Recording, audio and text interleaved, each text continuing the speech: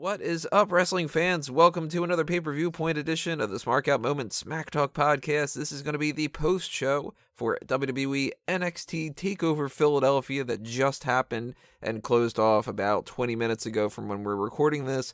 So our opinions are very, very fresh. No time for the dust to even settle before we start getting into our opinions about things, recapping what happened, reviewing our thoughts on what the events happenings were, and everything that transpired like that. I am your host, as always, Tony Mango, and joining me for this panel, I've got Robert DeFelice. How we doing? NXT just finished. We're gonna get into it, and small little note, I will be watching the Extreme Rules match as we cover the pre-show, so if I pop at anything, that is why. You will pop at least one move that's happening in there, but I won't spoil it. Not quite yet. We're going to start things off with the pre-show, which was an hour pre-show. They usually have been doing half-hour ones, but they needed a little bit more time to cover some different things because we had the year-end awards, but not all of them. Oddly enough, they didn't announce 3 of them. They just put them on the website, which was really strange. Those 3 were Tag Team of the Year, Future Star of the Year, and Takeover of the Year. I don't know why they didn't just kind of real quick brush that aside, because they did that with the Breakout Star of the Year. They were just like, oh, by the way, you know. But the Tag Team of the Year went to Sanity, which I think that we had suggested in the predictions. I don't remember for sure. It was either that or Authors of Pain, maybe. I think we had all said AOP, but I think I might have said Sanity. And now that I think about it, where were Sanity tonight? You'll see. Oh my god, okay. Future Star of the Year, Cesar Bononi. Like, huh? That I did not see happening at all. So, like, I honestly, I can't even recall a match that this guy has been in. Kudos to him, I guess, but I don't know how he got the Duke. I mean, he was in a match recently with No Way Jose, and it was like he wasn't really prioritized in any way. And they've got plenty of other people, too. I mean, we were talking before about Kairi Sane, Shayna Baszler, Street Profits, Bianca Rush. Belair, Lacey Evans. I mean, even Heavy Machinery got a title shot. And Cesar Bononi, okay. I know Rodrigo is a big fan of this because he's been supporting him for a while. So that took me by surprise. Maybe we missed something with Cesar. Maybe. I don't know. I mean, he's tall. That's good. You can't teach it. Takeover of the Year went to Takeover War Games. I think we all kind of saw that one coming as between that and Chicago. And War Games had the fancier match. So and War Games is a lot fresher in people's minds as well. Yep. The other awards that they did at the actual pre-show that they announced, Rivalry of the Year went to Alistair Black and the Velveteen Dream. I was actually pretty surprised about that. I didn't think that would end up winning. I was as well, but as we discussed on the preview, they didn't really have a lot of strong rivalries, so maybe people just enjoyed the character build in that one the best. Maybe. And it did have a really good feud for the little bit that they had. Like, they kind of condensed everything in just a short time frame. So that kind of helped it a little bit, I guess, because it didn't get a chance to drag on too much. Yeah. No surprise, Aleister Black took the male Star of the Year and Breakout Star of the Year. Yeah, both of those. And that was a real quick thing that they had done where it was like, by the way, you've also won Breakout Star. And he's like, cool. And he's like, okay, that's a little bit strange. Yeah. Very humble man he was. It makes sense, though, that he won both of those. He was just dominating a lot of performances this year. He is popular. He is somebody that they are building towards the future. However, he still wasn't ready for Asuka because Asuka took home Female Star and Overall Competitor of the Year. I'm totally cool with that, too. I think it makes sense. You know, she was by far the star of the year. Let's see. Is there anything else with those awards? Oh wait, Pete Match Dunne of the year. Tyler Bate, yes. Yep, Tyler Bate versus Pete Dunne from TakeOver Chicago won. And Pete Dunne afterward talked about it a little bit on the pre-show panel. Both of them were very strangely awkward. Tyler Bate was just sort of like, "This is neat, thank you. Well, I like it." Tyler Bate proved to be a true 20-year-old because he was just like, "This is cool, and maybe I can get another match of the year." And Pete Dunne's throwing out the idea that he wants to fight Brock Lesnar and stuff, and it's like, dude, you're gonna get your ass kicked if that's the case. Yeah, Pete Dunne's like, "I want to fight Lesnar, and I want to be NXT champion." I don't think we've seen the last of him this weekend. Just saying. No, I'm even more certain now that he's popping up in that Royal Rumble. And if tomorrow night it doesn't happen, then I'll look back and realize that I can't make guarantees. But that was the pre-show. It was a fine pre-show. Wait a minute. We had Samoa Joe on the panel, and he was very articulate. He was, surprisingly. He was a damn good pre-show analyst. He was very straight-laced, but he also treated it like a sport, as somebody within the business would and should. And I really enjoyed his analysis. I hope we see more of him behind the mic. I actually was thinking while that was happening that if he wanted to, he could probably get a career being one of the commentators or something. I don't know about the actual in-match commentary, but he's got the comfort level and everything down at the very least. Well, that would just solidify him as Taz 2.0, wouldn't it? It would. I hope he just doesn't botch like Taz used to. He was horrible on commentary in so many ways. Yam bag Yahtzee, right in the yam bag. My favorite of all time is when he was in TNA and he was trying to say the enigmatic assholes. And he's like, "I love this team. I'm just going to call them the assholes." Don't even try, Taz. Don't even try. Well, to be fair, that was TNA. And we're going to actually go back to TNA at some point in the show, aren't we? Yeah, we have to talk about some of the that popped up a little bit later on too. But first things first, the first match of the night was the NXT Tag Team Championship match between the Undisputed Era and the Authors of Pain, which can pretty much be summed up as the Authors of Pain whooped the shit out of the Undisputed Era, who happened to get a real quick roll-up.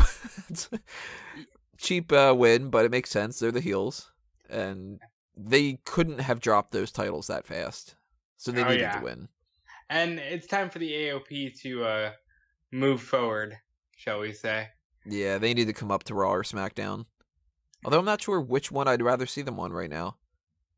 I'm going to go with Raw, because Raw is lacking in true teams, and there's no team quite like the AOP. They're so cohesive that I can't see either one ever being a star without the other. No, there's never going to be a singles run for Akam or something. I mean, if one of them went down with some kind of career debilitating injury, they still are big enough that the other one could get something, kind of like what happened with Jamal and Rosie. Right. Jamal turned into Umaga, so maybe they repackage Rezar or Akam and kind of just give him a singles run or something, but whoever it would be would still need Paul Ellering, because they're just, in an odd way, they're more intimidating having a small guy next to them than just being really intimidating looking motherfuckers, Well, I think, and this stands the test of time with his Road Warrior lineage, to have those two pit bulls led by this now aged yet so articulate human being, it's just such a great package. Yeah, I'm a big fan of this team, and I wasn't at the very beginning when they first came in, because I thought that they were just going to be another group of big guys that don't really go anywhere and all that, but they very quickly proved that they know how to work matches. And even this, I mean, they had a whole section of this where Akam had tweaked his knee, and they were selling the idea that it was that is a weak point, and for even big guys, if you fuck up your knee, you can still be attacked, and it's still going to hurt when somebody kicks you in the knee,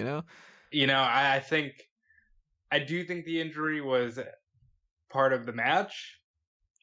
They really utilized Kyle O'Reilly's submission skills in targeting the knee, and I think even the knee played a part in the finish, where they did the super collider, but I think it was Razor that tweaked the knee, and he kind of stumbled back into the corner, which led to a hurricanrana, and he gets knocked into his partner, and they get a quick roll up, 1, 2, 3.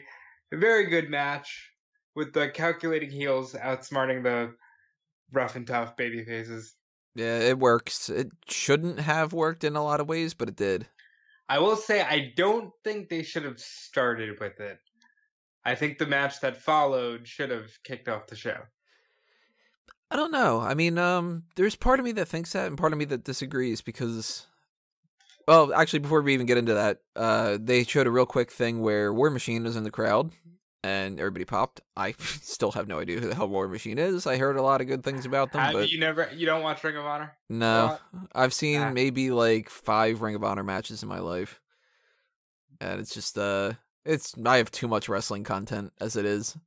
So when it's like New Japan or Impact or, well, I mean, Impact is, it's going to be garbage, but, Ring of Honor and the other kind of things like that, even if it's something that I hear a lot of really good things about, by the time I would get around to watching it, I'm already like sick and tired of watching wrestling, and I end up putting on like The Flash or something, and I totally agree. And you have to cover it for a lot of different mediums, so I totally understand not wanting to drown yourself in wrestling every day. Yeah, I mean, doing even like one event like this, I mean, there's a post on the Ring Report, there's going to be an e-wrestling news one, there's Bleacher Report, and there's Smark Out Moment, and then a podcast. So it's like each event becomes 5 things for just like a post show, and then there's all the predictions ahead of time. So by the time like Tuesday night, or, well, crap, we still even have NXT on Wednesday. By Wednesday night, I'm going to be so sick and tired of wrestling that Thursday, Friday, Saturday, Sunday, I'm not going to watch a single thing. And then I got to start all over again. But to sum it up real quick, War Machine, they're 2 big Viking-like dudes, but they can still flip because it's 2018. And, yeah. They're talented Highlanders, I guess. Like, imagine a tag team of Killian Dane. Like, two Killian Danes are tag team. That's War Machine. Nice. But going back to the match itself that followed this, it was the Velveteen Dream versus Kassius Ohno, which I think was a better match than the one that came before it. Oh, much better. And I don't know if that necessarily means that could have gone on first, or if that was actually better that it went on second, because to spoil a little bit about what happens a little bit later on, the Ember Moon and Shayna Baszler match, I was not all that big on. So I kind of liked having a better match between the 2 matches that I thought were the 2 weaker ones. One of the things I loved about this was they told a different story than anything else that was happening. Velveteen Dream earlier in the night, he said he would knock out Kassius Ohno in under 30 seconds, and immediately the crowd starts chanting and counting along for the 30 seconds to see if it goes down to that. They did a really good selling back and forth of just like some hard shots, some nice kicks, some really good stiff punches and elbows. And at the end, Velveteen Dream comes out on top. He comes out with the fans very much supporting him as expected. And just looking like $1 million. I mean, this guy is awesome. I worry though. I really feel like he's very Adam Rose in the sense that NXT loves him and the main roster will enjoy him for like a millisecond, but they won't know what to do with him, and they'll really ruin a great thing. I'm terrified for his call up. I hope it's not a Tyler Breeze. Another great example. Yeah, he needs to be in a position where they put him up because they know they want to push him and they go through with it. Not just sort of like a Ty Dillinger where they go, well, I guess it's enough time, bring him up. And then next thing you know, it's been 5 months and he hasn't really done anything, kind of. And then they have to start inserting him into places and just being like, now he's an United States title contender. And it's like, well, I believe it, but most people don't. And Velveteen Dream, he's better than that. He's young enough, though, too, that's a positive, that he can stick in NXT for at least another year or so, and it's not going to hurt him.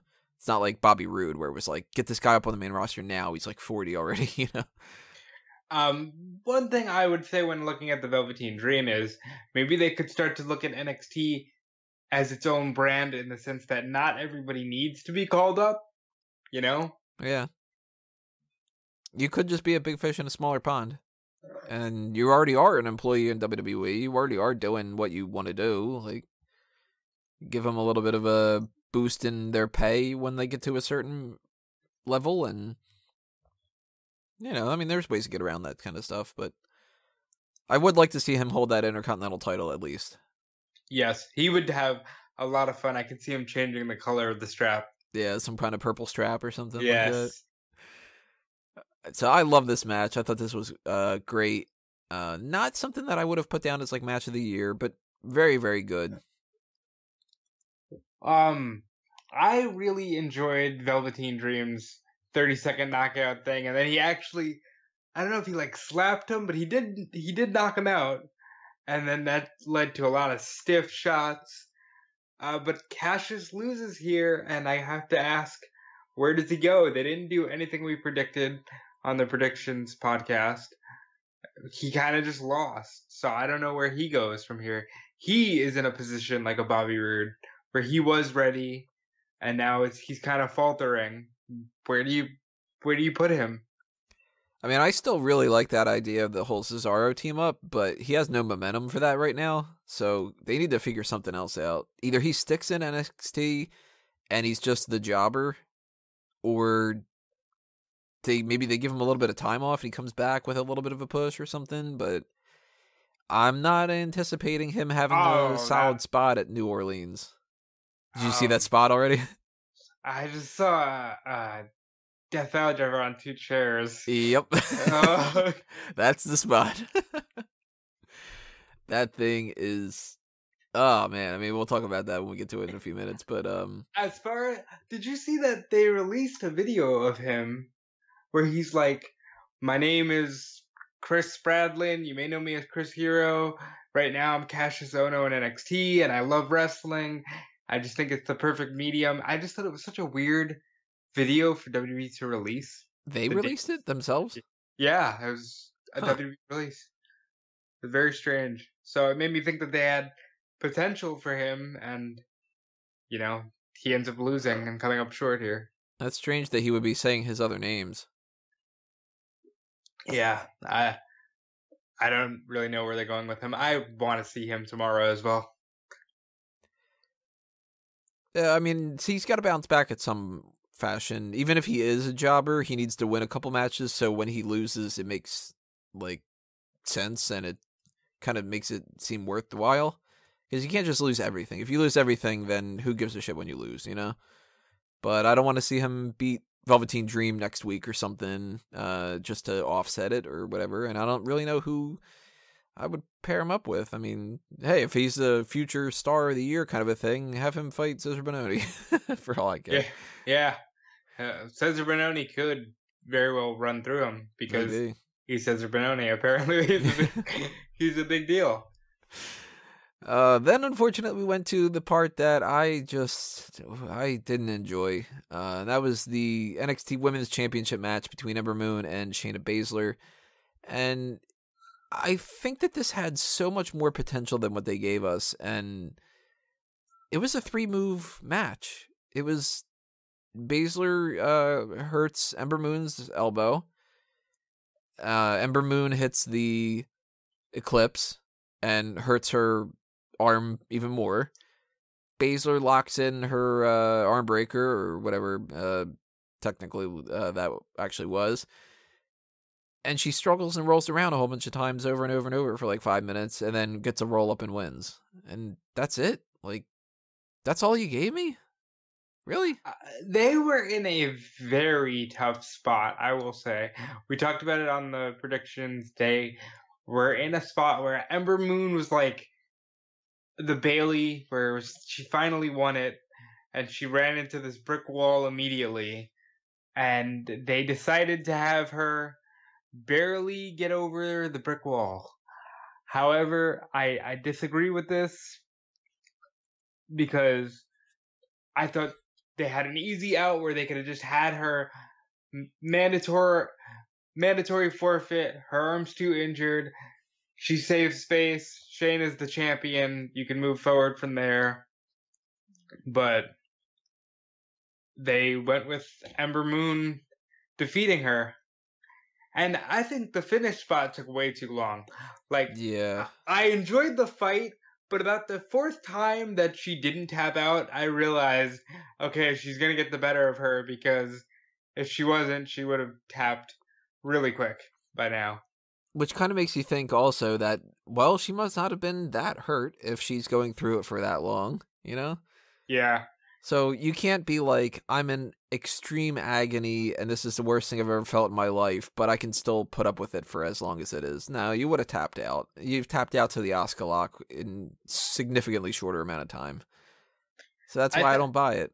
I think that it's harder to pull off, a worked injury, so to say, during matches, because we're in a time now where the medical team comes in really quickly either way. So when you're trying to pitch that a guy is really hurt and they stop a match 1, 2, 3, and then when they have to work an injury and they keep fighting through it, at some point you're just sending mixed signals, and it just, I don't know, it's just a way off thing for the fans to have to see all the time.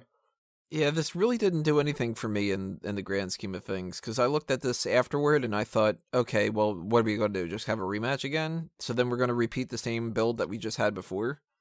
It's just Shayna Baszler's a bully. She attacked Ember Moon. They want to fight. She's got a lot of heart, but Baszler is tough, and we have to wait 2.5 months now and just see it again. Like, at that point, just have her win the title and have it be the rematch, you know? No, I think this one will probably involve Kyrie. Maybe. Because, yeah, they want to get there too. Unfortunately, much like you, I've lost all desire to see it. Yeah, it kind of makes me think if they only pulled this off, then maybe they actually don't have that much chemistry together. Maybe they can't actually do a better match. It's also, I think that because it was Shayna's first time, they didn't want her to appear too weak. They didn't want Ember to lose. They booked themselves into a really weird position there. It's strange because this is a very similar situation to the men's championship match, but I think that in this case, booking two superstars who needed wins backfired, whereas I think it really added to the drama of the main event that we'll talk about.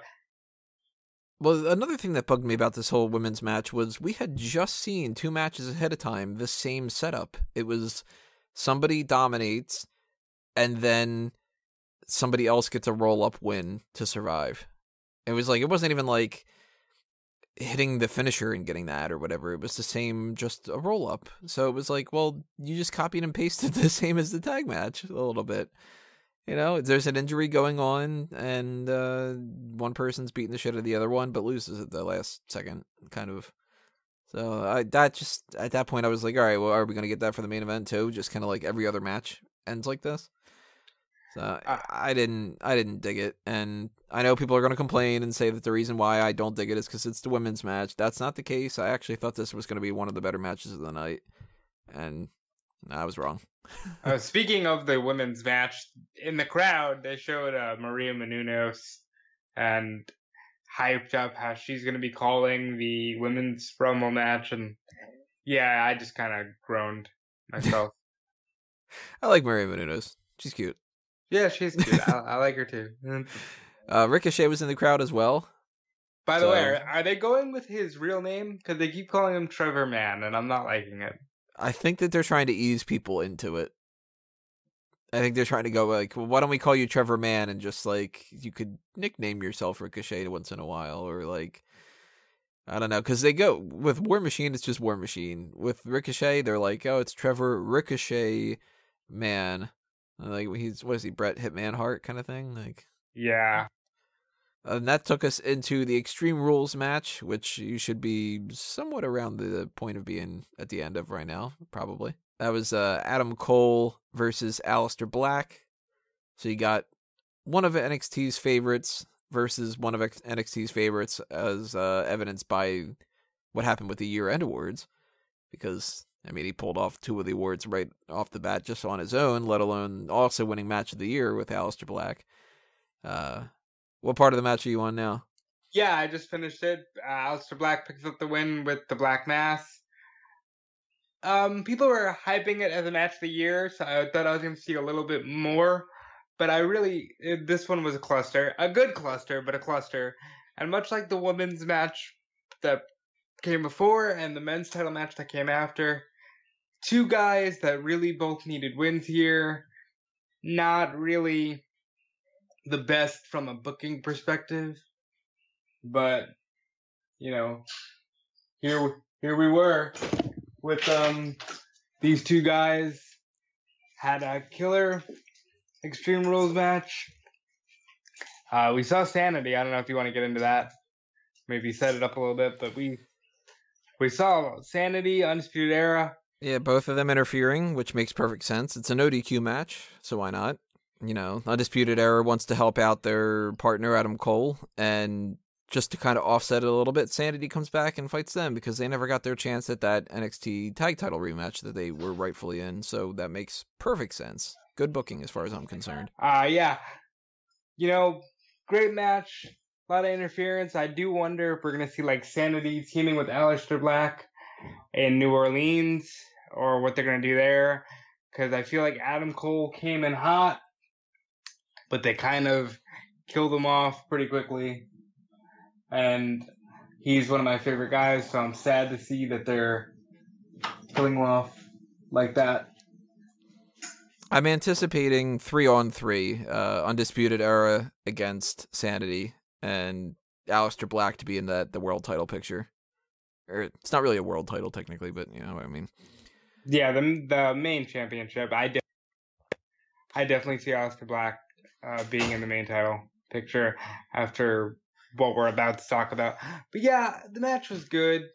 They did good spots. I want your take on this. Should we stop calling these matches Extreme Rules? Do you think that word is played out? I have hated that for the longest time in the world. I go on a rampage all the time about how it makes no sense that we've got 15 different variations of a no DQ match. Extreme Rules to me should be their way of saying this has a gimmick. Like you could say, all right, this is going to be an Extreme Rules match. It's going to be a last man standing match. Or this is going to have Extreme Rules. It's a gauntlet match. Like, that should be the overall classification instead of them saying this has a gimmick, because it seems weird to say that. Extreme Rules, that covers everything. But if you call it an Extreme Rules match, and you can call it a street fight, and you can call it a no DQ match, and a no holds barred match, and a Belfast brawl, and it's like, do you need to have the Miracle on 34th Street Fight? Like that kind of thing. Or the Trick or Treat Street Fight. Yeah, Trick or Street Fight. Like at least though, when they give you those, they're gonna wrap the kendo sticks like candy canes. Yeah, that's kind of like a little bit fun. This is just, I hate it when they do that, because, you have the Extreme Rules pay-per-view. Don't call it what are we going to call it, every cage match, the Hell in a Cell match? It just, it's strange. I just feel like the word is played out because it's a very 90s, early 2000s. Everything is extreme. And well, at least it's not just XTREME. That's one of the reasons why I really didn't understand the name XFL being around in 2020. Like, we're way past things being extreme. So. Yeah. And McMahon's just like, we thought it sounded cool. And it's like, yeah, it sounded cool in 1990 something.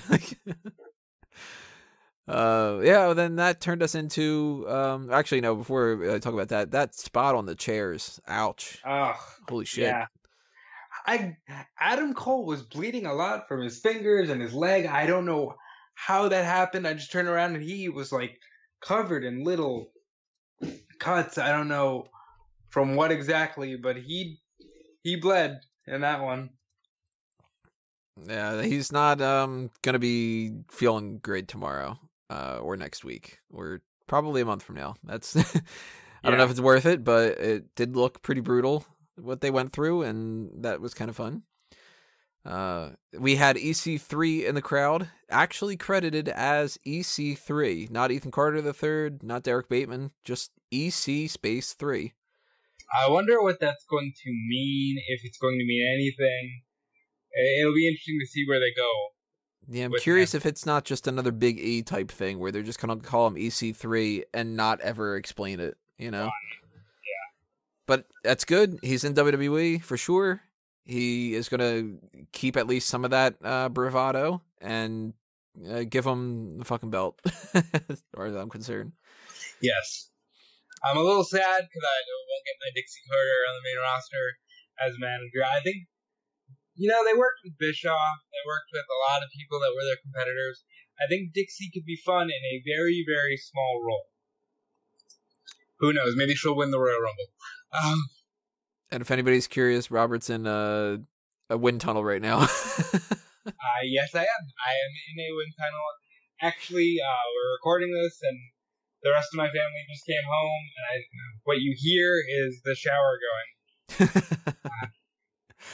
Well, we only have one more match to talk about tonight to wrap this up. It's the main event, the NXT Championship match. Andrade, Cien, Almas. Fucking classic match. He retained against Johnny Gargano, and there's a lot of people that might be able to complain and say that was a disappointment to them, but if you look at the match itself, holy shit, was that good. I thought that I would complain, but that match was good. They did what I wanted. They neutralized Zelina late in the match with Candice LeRae. I thought for sure that was the window for Tommaso Ciampa's return, but no, they used it to establish Almas' credibility. I can only assume it's so that he can drop the title to Alistair Black. Yep. It's okay, because he had a phenomenal match. Absolutely. That's the match to beat going into tomorrow's Royal Rumble and going into all the takeovers later on down the line. Almas showed me something. I can't complain. You're actually on the Almas train now? I'm not on the train, but I'm glad that, nobody's going to say Zelina's champ after that match. Yeah. Almas is champ, and he did wonderfully. They killed it. I mean, this is already in my notes for match of the year as a qualifier for that. And top to bottom, it was just fucking great. Like the reversals, the counters, the false finishes, the passion behind it, the crowd chanting "Fight Forever," and this is awesome. The commentary was really, really good. It was just Ronaldo and Percy. Nigel was sick tonight, which I think was a benefit.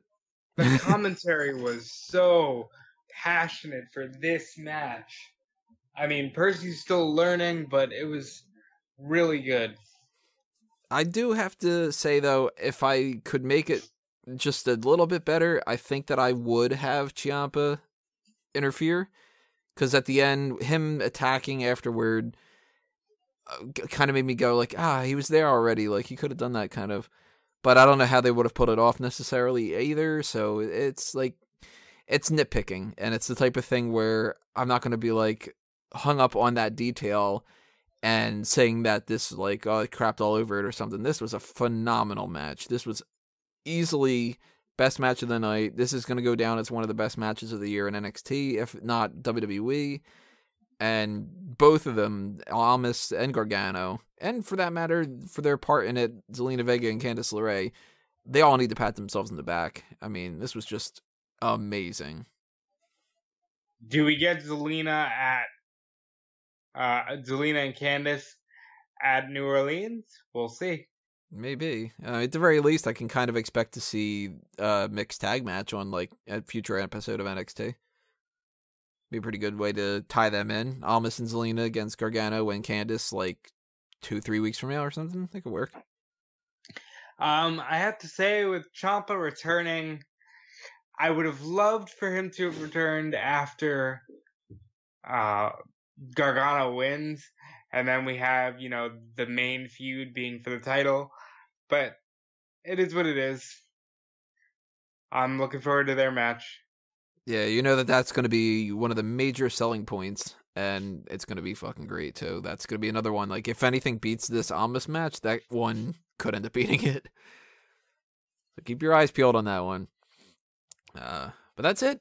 That wraps NXT up NXT TakeOver. And I think it's a great start to the year. Outside of that Ember Moon, Shayna Baszler thing, I think everything was solid, if not great. I'm looking forward to New Orleans, and for the most part, almost every way. Maybe not the NXT Women's Championship match necessarily, but we'll see kind of how they build this going forward. And big old thumbs up. I fucking liked it. Yeah, very good show. Solid card. Got me hyped for just wrestling in general for tomorrow. Got me hyped for New Orleans. We will, have to see where they go from here. Definitely match of the night being the main event. Oh, definitely. Definitely. That's everything from everything on there, actually. Yeah, nothing else to talk about. So we want you guys to tell us what you think about this pay-per-view. What'd you like? What'd you dislike? What do you agree with, disagree with, whatever the case may be? Drop those comments below and tell us what you think. And make sure that you hit that subscribe button as well and ring the bell for notifications, because this isn't the only post-show that's happening for this weekend. Tomorrow is the Royal Rumble. And we're going to be here for a lot longer than 40 minutes. Oh, that's for sure. I mean, that Royal Rumble match itself, just one of them could end up potentially being a 40-minute talk if it ends up being weird or something. Yeah. But we will be there. We will be talking about some different stuff there. Hopefully just as positive as this one was, if not more. Anything you want to toss out else for the plugs? Follow me on Twitter, Instagram, Dudefelice, DUDEFELICE. And, Tony, hit him with the closer. There you go, guys.